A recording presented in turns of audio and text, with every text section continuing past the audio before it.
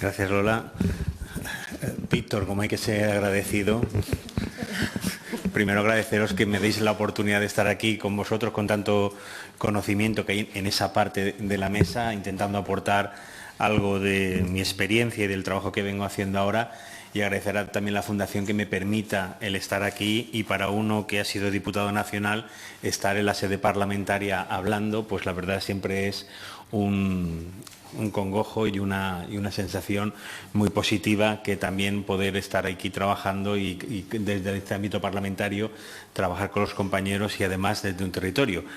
Cristina y Lola lo decían antes, fíjate si está cambiando el mundo, que alguien del Gobierno de España va a hablar del Estado autonómico. Entonces esto, fijaros lo que son las cosas, que en este caso, claro, también es cierto que mi trayectoria afortunadamente paso por el mundo local, por la política nacional, por la comunidad autónoma, siendo director general de Valencia, y ahora desde el Gobierno de España, desde Moncloa. Entonces, con lo cual me permite tener esa visión de este Estado descentralizado que decía Lola al principio, de esta administración descentralizada, pero además os incluye algo más. Es decir, vivimos en un Estado o un gobierno descentralizado, pero en un Estado desagregado. Hoy las decisiones ya no solamente dependen de las políticas públicas, sino muchos son los actores que inciden en cómo cambian las situaciones, y que, por lo tanto, muy ligado a lo que decía antes Cristina, también tenemos que cambiar los modelos en los que actualmente estamos definiendo las políticas. Estos estados desagregados nos obligan a entender que las decisiones tienen que pasar, sin duda alguna, sobre la cocreación, el consenso, etcétera, etcétera, que ahora diría alguna cuestión, empezando y cogiéndome a lo que ha dicho Cristina, sobre todo para ir siguiendo en esa misma línea e intentar aportar alguna de las ideas. Entonces, esta yo creo que es la primera visión importante en la que tenemos que basarnos, en esta visión de desagregada del mundo que vivimos, ya no solamente el local, sino el global. Hoy ya ha saltado por los aires ese pensamiento de piensa globalmente, actúa localmente, porque hoy hay problemas locales que requieren soluciones globales, pero hay problemas globales que requieren soluciones locales. Entonces, por lo tanto, estamos en una conexión mucho mayor. Que las decisiones de Trump puedan afectar o no afectar, que por cierto la primera vez que pasa, que por muy presidente del gobierno de Estados Unidos, por hombre más poderoso del mundo, pongo en duda lo de hombre o de poderoso, y lo del mundo no, porque eso ya es una evidencia, la única evidencia que creo he dicho de las tres palabras, no puede mediatizar una agenda internacional, y hasta tipos como Schwarzenegger, que es poco sospechoso de ser un ecologista, activista, revolucionario, hace que verdaderamente todos entendamos que tenemos esa agenda universal y ese lenguaje universal que nos permite entendernos y saber que esto se convierte en el nuevo contrato social global que nos permite avanzar desde una visión conjunta de las acciones que tenemos que hacer. Quiero empezar por donde, y luego intentaré ordenar todas las notas que he hecho, a ver si soy capaz de ordenarlas. Contrólame el tiempo, porque yo sé que ya me paso, ahí sí que ya... empezando un poco por lo que decía Cristina, es decir, estamos ante un momento de cambio, de reto, de oportunidad. Yo me ponía aquí cambio versus oportunidad, versus reto, versus pasado, versus futuro, y al final transición.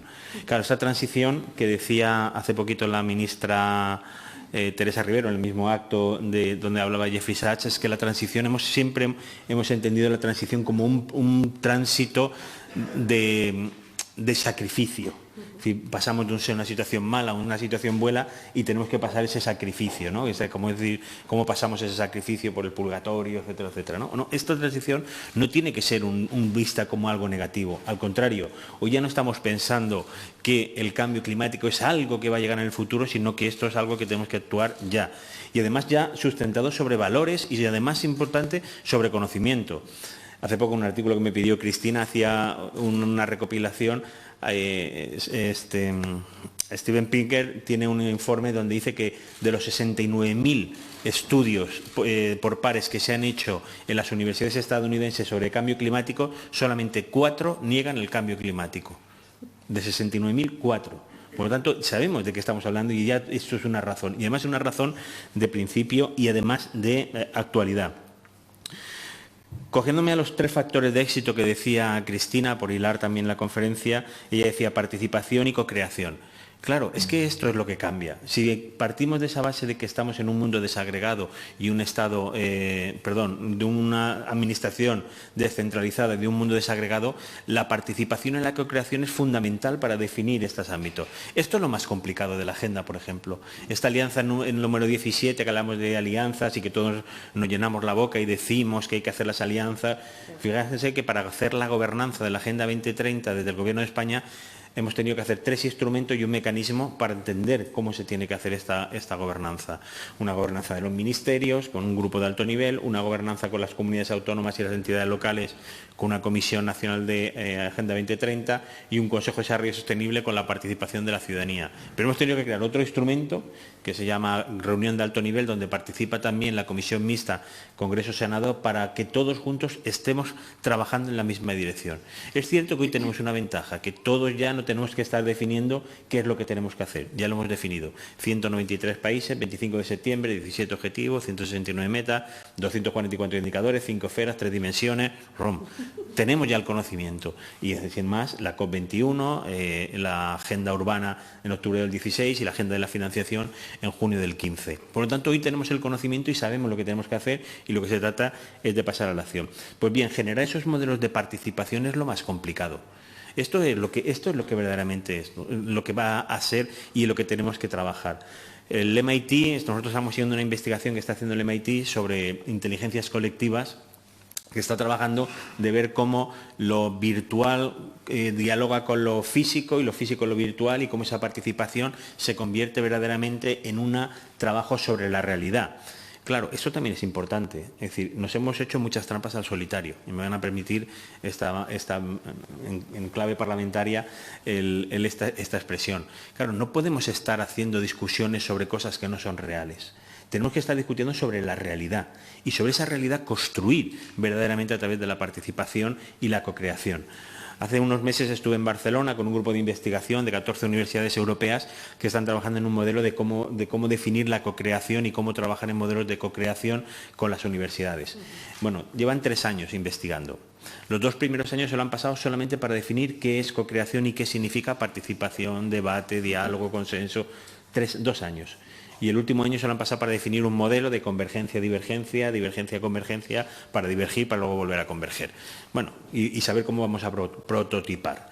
¿Vale? Claro, es que esto es complicado saber. ¿Cómo generamos una gobernanza en este Estado federal o pseudo-federal, donde tenemos competencias diferenciadas, pero tenemos al mismo tiempo competencias comunes, pero tenemos problemas comunes? Mis amigos ambientólogos dicen que el río, y esto sabéis vosotros más que yo, el río es solo uno, y tenemos competencias de 5 consellerías distintas, 3 confederaciones, 2 municipios, etcétera, etcétera. Claro, es que esto es lo que tenemos que redefinir y saber cómo tenemos que hacerlo. Segundo, potenciar lo endógeno. Claro, luego hablaré del sentido común. Claro, es que esto es de sentido común. Es decir, hace unos años Europa aprobó un proyecto que se llamaba RIS3, que se llamaba especialización inteligente. Que decías, bueno, ¿esto qué es? Bueno, la especialización inteligente significa, oiga, adivine usted cuáles son sus valores, cuáles son sus virtudes, cuáles son sus realidades, y trabaje y potencie eso. Potencie lo endógeno, potencie esos valores y esas actuaciones que tenemos que hacer. La Agenda 2030 no es un modelo único para todos.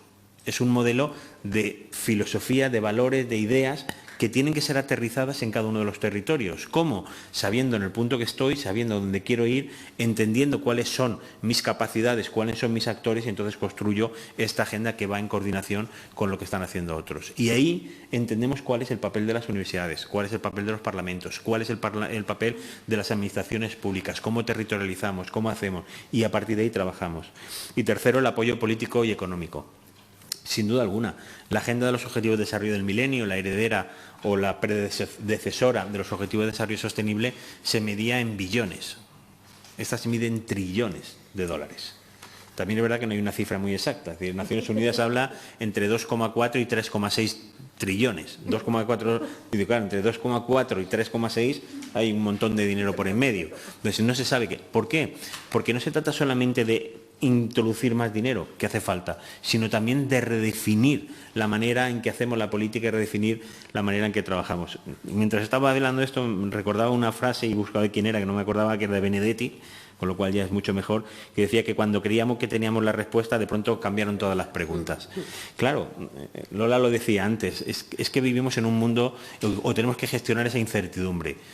En eso estoy de acuerdo, tenemos que gestionar la incertidumbre y tenemos que generar la manera que permita dar certidumbre a este proceso. Jouvel, en su último libro, se llama 21 lecciones para el siglo XXI, y no tengo royalty en la publicidad, habla de que la única constante que vamos a vivir a partir de ahora es el cambio y que por lo tanto que nos acostumbremos a esta situación y a esta certidumbre. También es cierto que hoy tenemos certidumbre, y Cristina lo ha puesto antes en sus diapositivas, de lo que va a pasar si no tomamos determinadas decisiones. Claro, aquí ya no se basa solamente de proteger el planeta, sino se trata de revertir la devastación del planeta y además trabajar en la mejora de las condiciones de vida de las personas y sobre todo de todas las especies. Por lo tanto, aquí lo que se trata es de trabajar en esa línea de cómo damos certidumbre a esos procesos para saber hacia dónde tenemos que ir. La única manera de predecir el futuro es liderarlo. Y esto es lo que tenemos que hacer. ¿Liderarlo qué significa? Liderarlo significa tener una visión muy clara de lo que queremos hacer. Y hoy la tenemos. Y tenemos 69.000 estudios que dicen cuáles son la situación en la que estamos viviendo y además podemos medir y cuantificar cuáles son las actuaciones que estamos haciendo y que por lo tanto vamos a hacer. Yo soy positivo como Cristina y siempre me pregunta si el vaso está lleno o si está medio lleno, medio vacío. Yo siempre digo que el vaso se está llenando.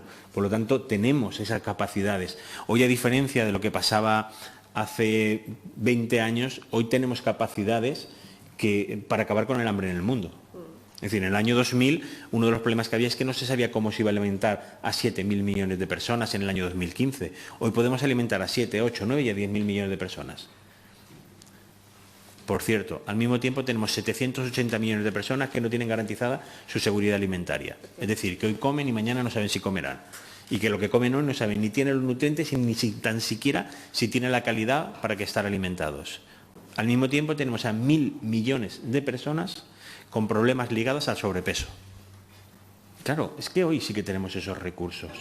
Hay un 30% de desperdicio alimenticio, no solamente en los países del norte, sino también en los países del sur, y de los 32 cereales que se conocen solamente se cultivan 14. La quinoa hace unos años estaba en los países de Latinoamérica estaba prohibida, era como tabú. Hoy es uno de los principales sustentos del alimento en muchos de los países. Y además ha generado economía, otro tipo de economía, agricultura, etcétera, etcétera. Por lo tanto, lo que se trata es de trabajar en esa línea para efectivamente saber que tenemos hoy esa visión y tenemos esos recursos necesarios para acabar con el hambre en el mundo y para hacer otras cuestiones. Claro, lo que pasa es que esto significa cambiar la manera en la que estamos haciendo. La Agenda 2030 fundamentalmente es una agenda de transformación. Y en esa agenda de transformación, que por supuesto requiere repensar lo que estamos haciendo, implica necesariamente a todos y cada uno de los actores que estamos hoy en día trabajando. Por lo tanto, necesitamos entender que esta agenda es una agenda multiactor y multinivel, pero además que tiene que hacerse desde una visión integral e integrada de todas las decisiones. Hoy no podemos hablar de una agenda medioambiental, una agenda social y una agenda económica, sino que tenemos que hablar de la integración de las tres agendas en una sola acción. Ya no vale, como bien ha dicho Cristina, con los chalecos amarillos y con todas las variables que tiene, los chalecos amarillos, pensar en una política medioambiental sin pensar en tu política económica o sin pensar en tu política de cohesión social. Por lo tanto, tenemos que trabajar en esta integración. Y además, nosotros hemos ido un poco más allá en esta integración de las tres dimensiones y hablamos ya no solamente de las tres dimensiones, sino de las dimensiones reforzadas, es decir, cómo interacciona, en este caso, la prosperidad, el planeta y las personas, es decir, bienestar, economía y medio ambiente, entre ellas. Entonces, si hablamos de prosperidad y hablamos de planeta, estamos hablando de transición ecológica, estamos hablando de cómo cambiamos ese modelo de transición ecológica, cómo hablamos de la descarbonización de las ciudades y además cómo hablamos de una economía desmaterializada. Por lo tanto, no solamente estamos hablando de planeta, no solamente estamos hablando de prosperidad, sino que estamos hablando también de qué modelo económico y social estamos hablando. Si hablamos del ámbito social junto con el ámbito económico, estamos hablando de bienestar social y cohesión social. Un país como el nuestro, que ha llegado a tener índices del 30% de población con riesgo de exclusión social, no puede ser un país que avance de la misma manera. Esta mañana lo contaba en la entrega de los premios. España, en el Plan Nacional de Reformas que presentamos a la Unión Europea, en el H2020, casi todos los indicadores han mejorado muchísimo y algunos de ellos prácticamente cumplidos y algunos incluso que parecía que no íbamos a cumplir, como el 15%, el 10% en abandono escolar temprano, estamos también en disposición de cumplirlo en el año 2020. Sin embargo, el indicador que no vamos a cumplir es el de la desigualdad en este país. Nos planteamos reducir en 1,5 millones las personas en riesgo de exclusión social. No vamos a llegar a ese 1,5 millones. Es que vamos a aumentar 1.400.000. Y estamos ahora mismo en 2.900.000 personas. Claro, por lo tanto, se trata también de saber qué modelo económico estamos desarrollando y cómo vamos a trabajar. En el análisis que hicimos del presupuesto no aprobado, en relación con la Agenda 2030, el 47% del presupuesto que iba a destinar ese año el Gobierno de España estaba dedicado a la desigualdad. 47%. Pero si a esa desigualdad le uníamos los objetivos 8 de trabajo y 4 de educación, era el 75% del presupuesto. Porque estos son los grandes problemas que tenemos hoy en día en España.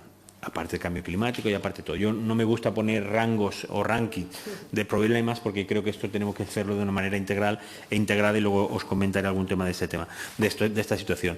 Por lo tanto, en esta visión de ese cambio, es decir, la desigualdad, hoy la desigualdad no es solamente una desigualdad económica, vivimos una desigualdad social, una desigualdad territorial y una desigualdad generacional.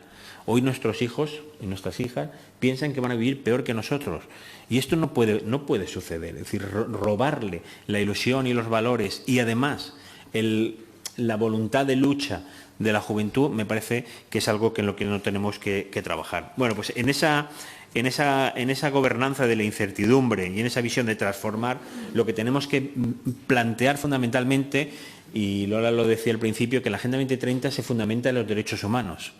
Y voy más allá, es decir, la Agenda 2030 supone la materialización o la conceptualización de los valores de la Ilustración.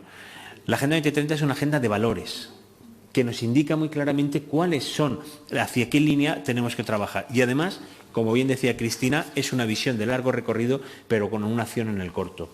Aquí no vale de pensar una utopía y caminar para que la utopía siga caminando y sigamos caminando, sino se trata de poner acciones concretas y medidas concretas actualmente. Pero sin perder, como también decía Víctor antes, de que la acción tiene que estar basada en la reflexión.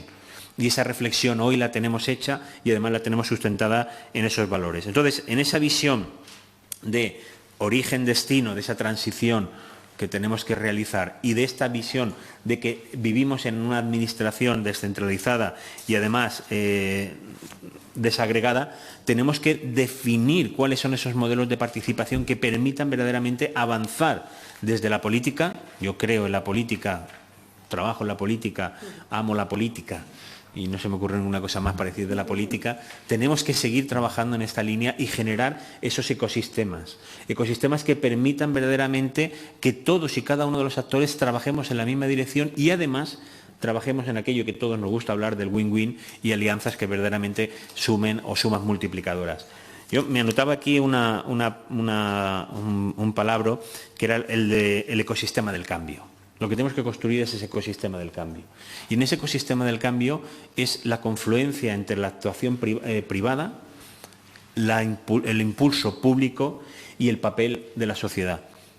No podemos olvidar que esta es una agenda de personas pensando en el planeta para tener una prosperidad distinta y generar una justicia social. Por lo tanto, tenemos que generar ese ecosistema que permita verdaderamente implementar las distintas medidas que tenemos que desarrollar y además trabajar de una manera distinta de lo que estábamos haciendo. En ese repensar y redefinir cómo vamos a hacer este cambio, para mí hay un factor que es fundamental y es el empoderar.